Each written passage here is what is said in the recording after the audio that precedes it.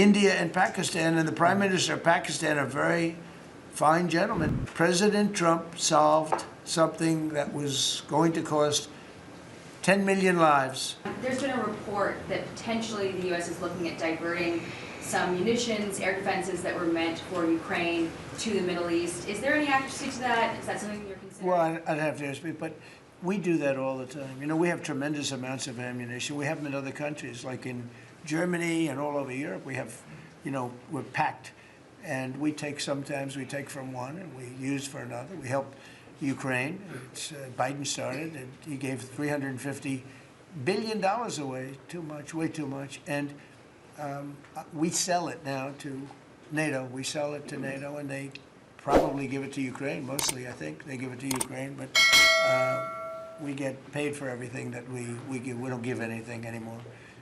That's a tough situation. That whole Ukraine situation, very, very tough. We're working very hard on getting that one solved. It doesn't have any impact on us, virtually nothing. In fact, if anything, I mean, we sell a lot of equipment for that unfortunate war. 25,000 people died last month, 25,000, so mostly soldiers. Some in the towns, but for the most part, soldiers. They're dying.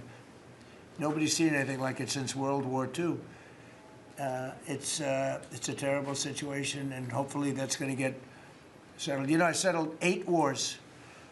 And many of them, I think, were more difficult than this one. In theory, they were more difficult, but there's tremendous hatred between President Putin and President Zelensky. Tremendous hatred. I've seen it before, but I've never seen it maybe to this extent. And I think that's calming down a little bit, and I think we have a chance of getting it done.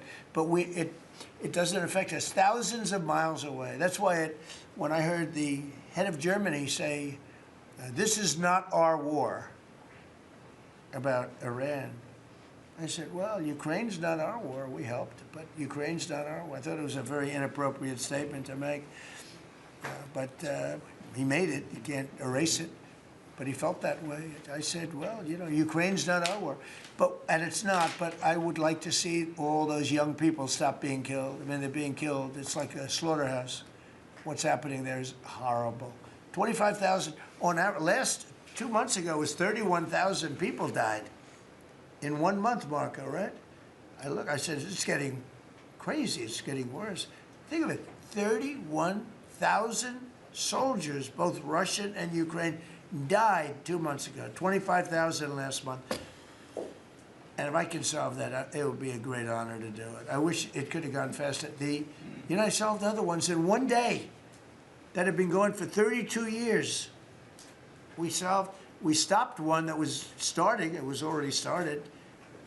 India and Pakistan, and the Prime Minister of Pakistan, a very fine gentleman, said President Trump solved something that was going to cost 10 million lives. That was going to cost a lot of lives, 2 nuclear nations.